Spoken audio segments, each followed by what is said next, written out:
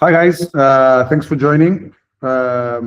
Today we're going to speak about, first of all, the market in Cyprus, more specifically in Limassol, and more generally, how investors can make money with buying off-plan properties. The presentation is going to be short. We're going to keep it to less than 15 minutes, and then we're going to go into a short Q&A to answer all of your questions regarding any kind of questions you might have. So I'm delving into the presentation right away.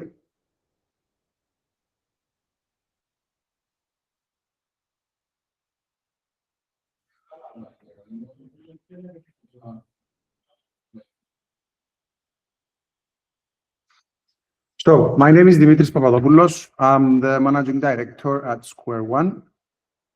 Over the past 3 years, we have launched more than 40 projects, completed more than 150 million in sales. We have around 50,000 square meters of projects in the pipeline, and we have completed more than 400 sales. We have we have 13 completed projects across Limassol. We have 13 projects under construction, and we have many projects in the pipeline which we will discuss in the presentation.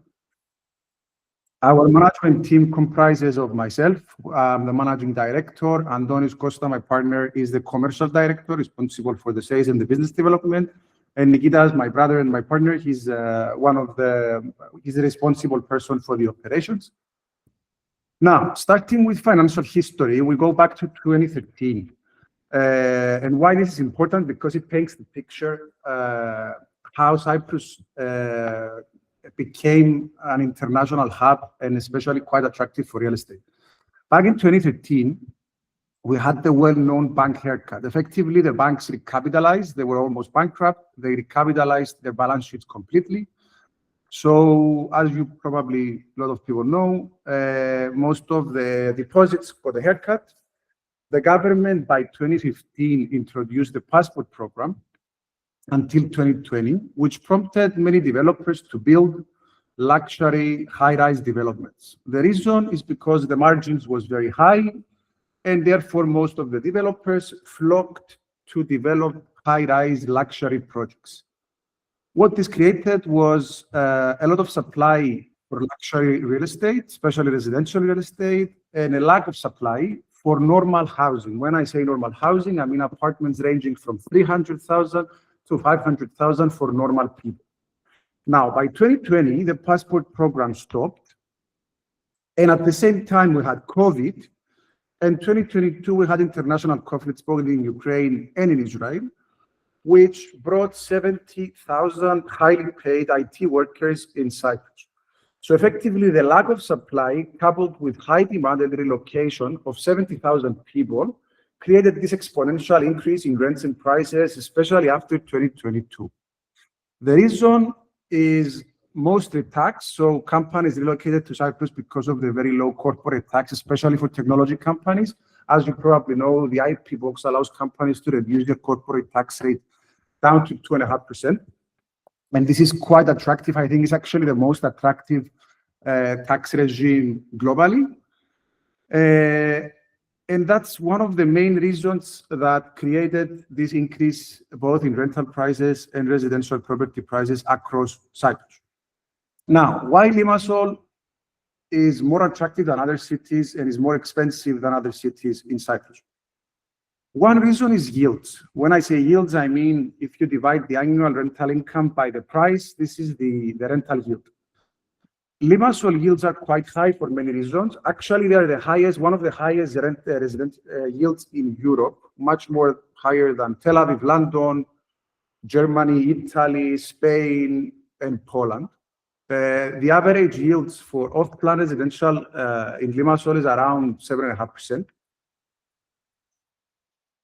And another very important thing is the reason why Limassol attracts so many people.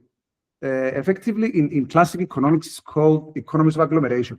What this creates is At the one hand, you have IT companies locating in Cyprus because of the low taxation.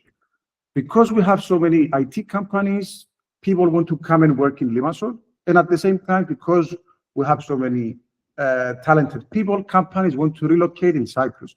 This dynamic creates a network, and Limassol became a city similar to London, which became a financial center, similar to the reasons why Tel Aviv is a technology hub.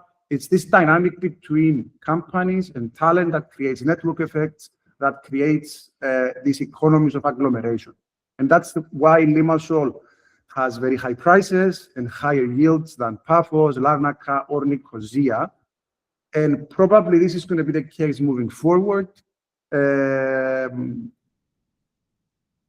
Now, another point is Limassol is becoming an entertainment city with the new launch of City of Dreams, the Bionics Festival, the IF Expo Festival, which is bringing more than 30,000 visitors a year.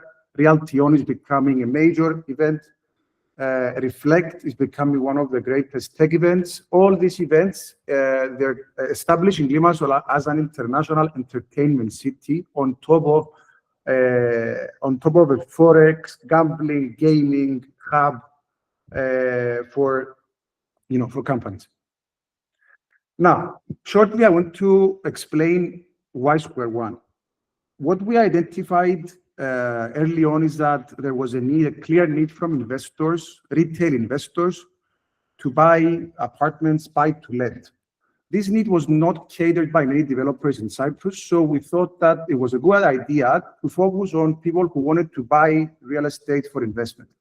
The way we've done it, we shrink the sizes through efficient layouts, premium materials. We created a product that is efficiently designed, more compact, and actually, if you compare the left floor plan with the right floor plan, on the left floor plan, we have a typical two-bedroom apartment, two-bedroom, two-bathroom apartment, around 80 square meters. Assuming this costs 5,000 per square meter, the price for this apartment is around 400,000 euros. Assuming this apartment can be rented for 2.5K per month, this is an annual rent of 30,000 a year, which means that the apartment on the left side can produce an average 7.5% return on investment or rental yield, as we say. On the right side is the Square One apartment. The Square One apartment is a 65 square meter apartment with one bathroom and a smaller second bedroom. The reason being the fact that effectively you can rent that apartment at a very similar price to a normal two-bedroom while being 15 square meters smaller. 15 square meters smaller means 75,000 less in purchase price while having the same rent. And this produces much higher rental yield, which is 8.7% versus 7.5%. Now, going to our subject. Why off-plan investing is a win-win? On the one hand, we have the developer. The reason why developers are selling off-plan, it's twofold. Number one, they don't use bank loans. So there is no need to go to a bank, get a loan, and have a cost of money. So you avoid going to the bank, which is a lengthy process. They need to underwrite your project. It takes time, it's costly. On the other side, by pre-selling, so selling before you start construction or while you are constructing, you reduce the risk of the project because you lock in revenue into the future. So because the developer is reducing the risk of the project, the developer is willing to accept a smaller profit for the project and therefore a better price to the customer. Now, for the buyer side, if you're buying off plan, you are able to customize your apartment because you're buying an apartment before it's built. You buy a lower price because the developer has de-risked the project and is not paying for a loan. The buyer is paying through installments, so effectively you can pay within a 2-year period. You have the ability to resell your apartment way before completion, and at the same time, you lock in a profit because at the time we're speaking, Limassol is undersupplied in new completed apartments. How we can do that? At Square One, and generally, I think in most development firms, a client is reserving the apartment by paying 5% reservation. agreement. The next payment is paid simultaneously with signing the purchase agreement. So overall, you pay 40%, you sign a sales and purchase agreement. The agreement is lodged with the land registry. And by that time, the buyer has the ability to resell the apartment, even if the project didn't start construction. By the point you lodge the agreement in the land registry, you have the right to resell your apartment at a profit. This is done in two ways.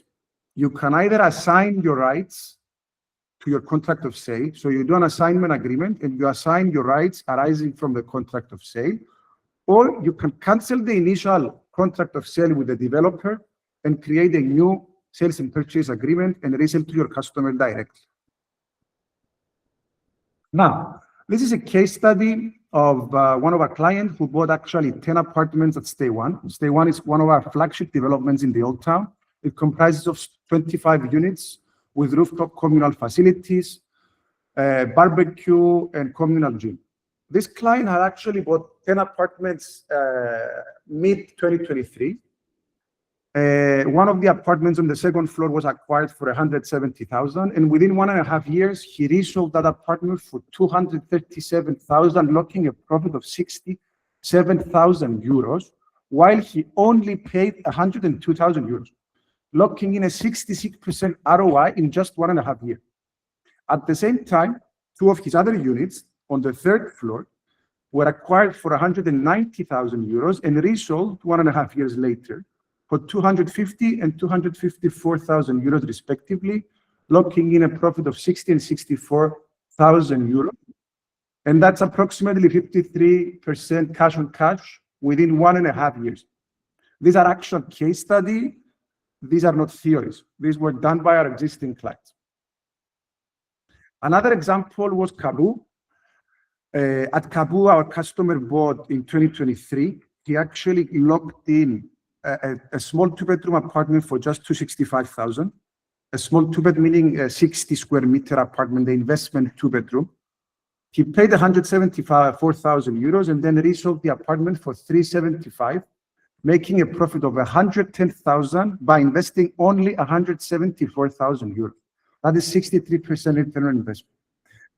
Another case in the same building, acquired for 255, paid only 153, and reselling for 340, making a profit of 85K by investing 153,000. I just mentioned 5 case studies of flipping properties in just 2 projects. Now, I want to focus on 2 opportunities we have. The one is called Noah. Noah Residence is located in Agios Nektarios. It's just 200 meters north of Magariou Avenue, close to the traffic lights of Bodyline. It's very near the Ferreo area, very near Iazoni, one of the most premium locations in Limassol. We have small 2-bedroom apartment, as you can see the floor plan on the right. It's 63 square meters internal area, 15 square meters covered veranda. This apartment now is selling for 299, and it can be resold at a minimum within 1.5 years for 358. That's approximately a 20% price increase, which we believe is something that is very, very achievable at this stage. These prices will change. In 2 months, we are expecting the planning permit, and prices will go up by 5%. Now, this is the way you could secure this apartment. You effectively pay a 5% reservation, which is around 15,000 euros. After that, you put a down payment of 35, an additional 35%. So effectively, you pay 119, close to 120,000 euros. And by that date, you are allowed to resell your apartment and log in a profit, an expected profit of around 60,000 euros. These are the remaining apartments we currently have. Actually, one of the penthouses was sold today. The rest are available. And now we're moving to the next project. The next project is Aura. Aura is a project located in the hills of Agios Athanasios. It's actually located between the roundabout of Mesa Gidonia and Agios Athanasios, up on the hill with great sea views. Again, here we have a small two-bedroom apartment. Two-bed, 289 is the starting price, with flipping potential of around 350,000. You can lock in a price now by paying just 5% and 35% on the contract, yielding around 50% ROI in less than 1.5 years. Thank you very much for your time. And all ears, we can jump straight into the Q&A.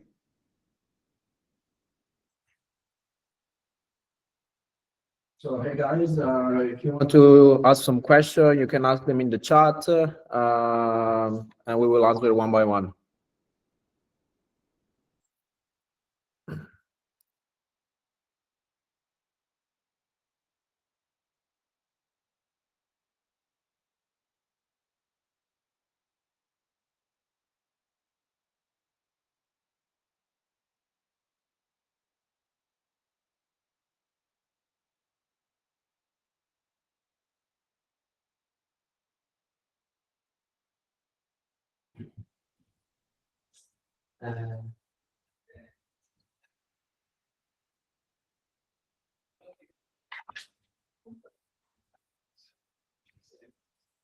Theophany, we're trying to unmute you. We have some technical issues. 1 second.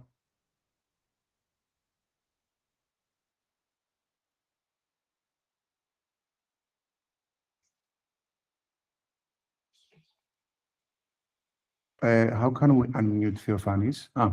From here. You have to unmute Theophanis. Yeah, it's working. Hello. Thank you very much. Apologies, we had a technical issue. That's okay. Nice to meet you. Nice to meet you too. Just some questions about the reselling. How does it work with VAT? Because you are buying an apartment and for investment purposes, and you are paying 19% VAT, and then let's say you wish to sell it again. Do you pay the VAT, or if you can explain a little bit? Clear. Yeah. That's a very good question. So how does it work? When you pay a reservation, 5% reservation, you usually have to pay 90%. When you pay the remaining 35%, you also pay the VAT. And then when you resell your apartment, either with an assignment or a cancellation and a new contract, you charge VAT to the end user. So you pay the VAT and then you get it back when you resell the apartment. Right. Okay. So So you pay the VAT and then you will charge the VAT to the end user. Correct. So you pay and then you charge it when you resell. Okay. So it's not a cost. It's just cash flow. Can if let's say we say to Square One, my intention is to resell it. Can Square One offer this service? Exactly. For the example I was giving before at Stay One, our client actually bought 10 studios, and then we resold 9 out of the 10 for him, and we didn't even charge commissions. Because we have a lot of, usually what we do is that we sell off plan. We don't care selling, we sell everything before even construction starts usually. And because we never have completed projects, we have a lot of customers coming to us, and some of them, they want completed projects. So we offer our projects from clients that already bought from us. So usually we can sell your apartment as soon as you buy. From the time you pay the 40%, you launch the contract, we can sell it for you. We've done it many, many times. Okay. How did he do it? Did he cancel maybe the existing agreement that was submitted to the land registry, and maybe so that the sale, let's say, was cancelled, and then you made a new agreement with the new buyer, and Square One was paid, and then Square One refunded the money, or it didn't work like this? Exactly. So we do a cancellation agreement. You get your profit through the cancellation agreement, and then we do a new agreement with a new buyer. That's one way to do it. Another way to do it is through an assignment agreement. So you sign an assignment agreement. You assign your rights of the existing contract to the new buyer, and you take your profit through the assignment agreement. Which is better? It just depends on the buyer. If the buyer is willing to accept the terms that you've signed with the developer, the initial terms, because the assignment agreement, effectively, you assign the rights and of the obligations arising from the initial contract of sale signed between yourself and the developer. If the buyer that you are selling to is willing to accept those terms, then it's very easy. You do an assignment contract and you assign everything to the new buyer. If the new buyer disagrees and wants some different terms, then you do a cancellation agreement. You invoice your profit through the cancellation agreement, and then your buyer signs a new agreement with the developer. Okay, so with the cancellation, let's say,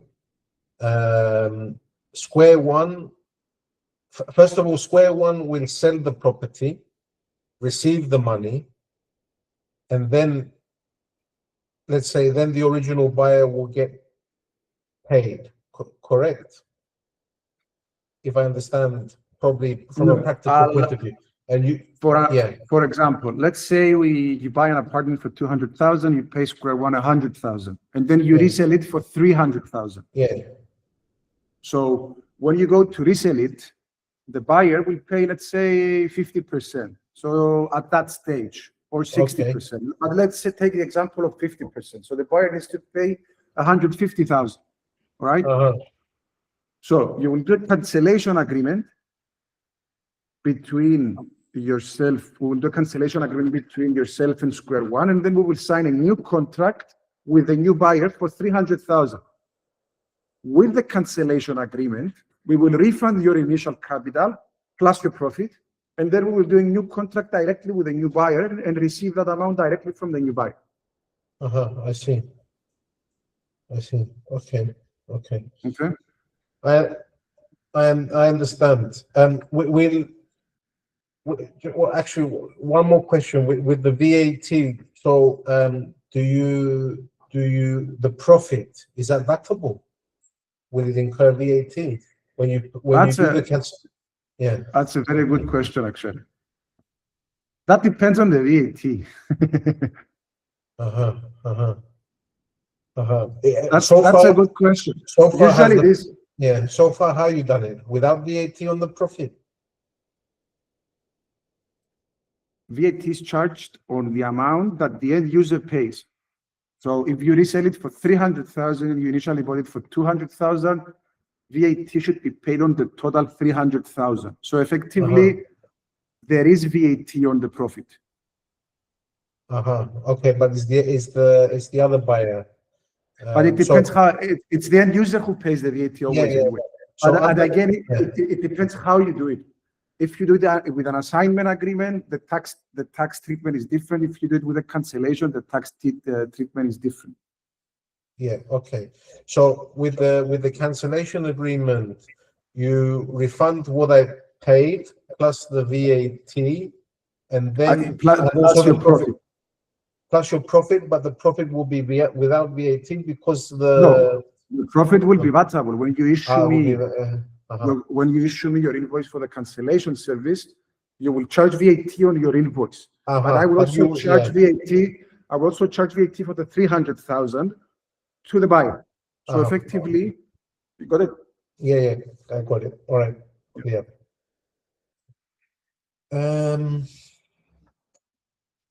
And do you handle all the paperwork? The agreements and stuff like this. So even for the reselling through you handle this paperwork, yeah? Yes. Yeah, we handle everything.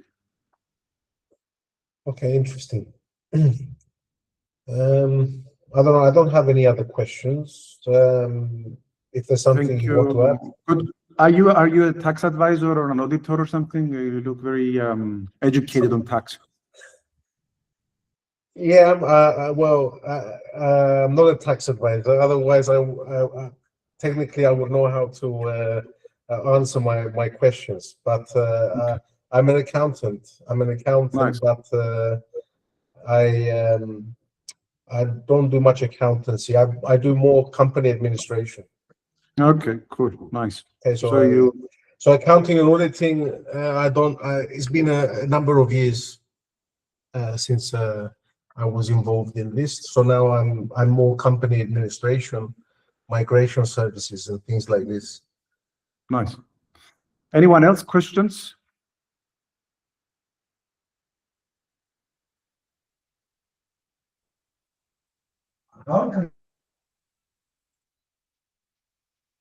Dimitri from Zaitsev wants to ask a question.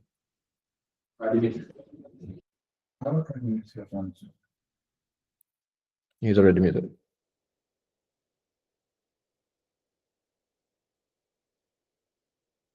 Oh, hello, Dimitris. Can you hear me?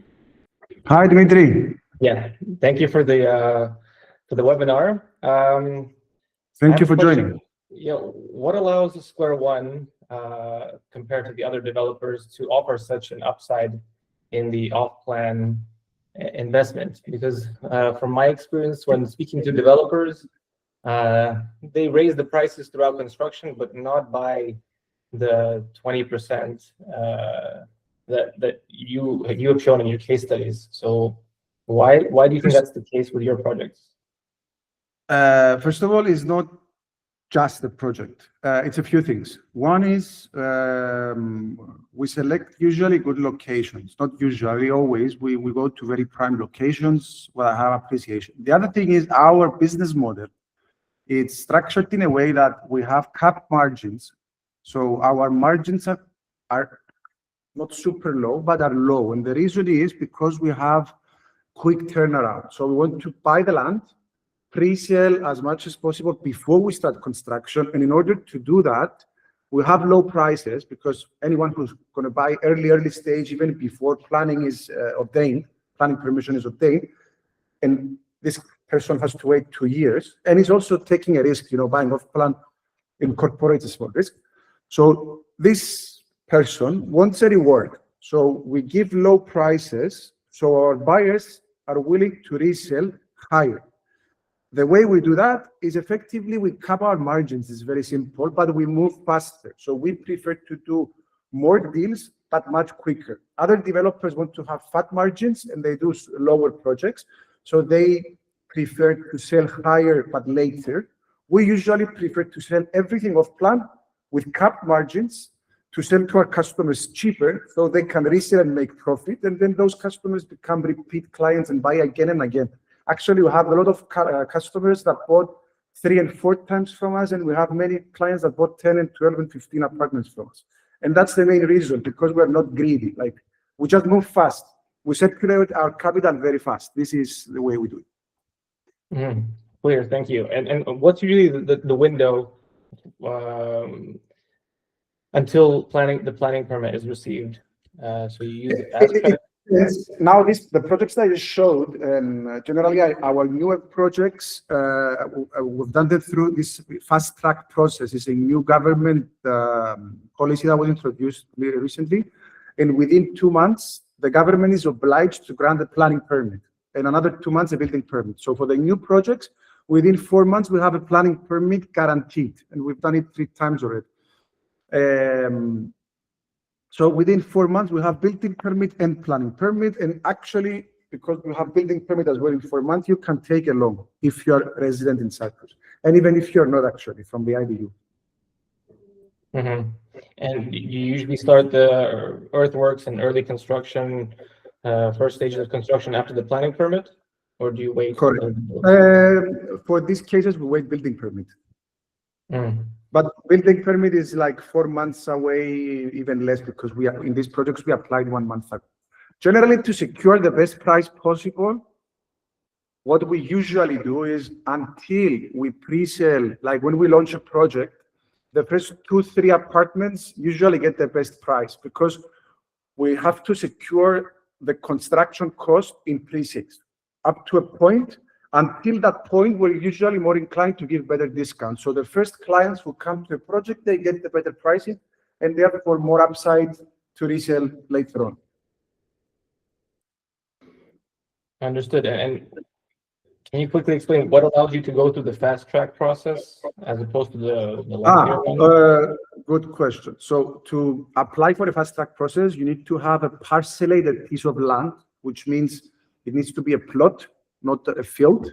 The difference is it needs to have pavement. You need to go through planning and building permit and parcellate your land.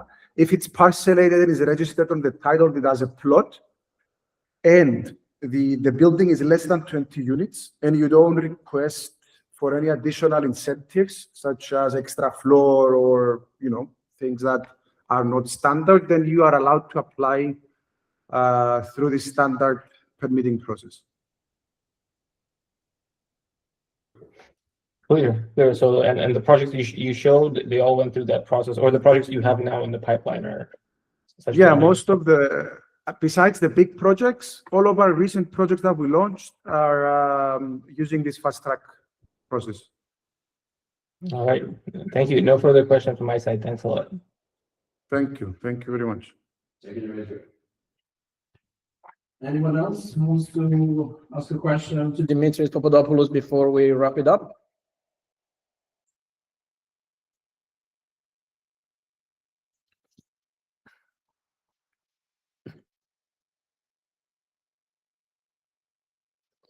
All right, so I guess we can wrap it up, the webinar. Thank you very much, guys. Thank you for joining. We will record the webinar. We will put it online. So for you guys that participate to our webinar and also the one that couldn't, we'll send you an email with all the details. Thank you very much. We'll see you at the next webinar. Thank you. Thank you, everyone.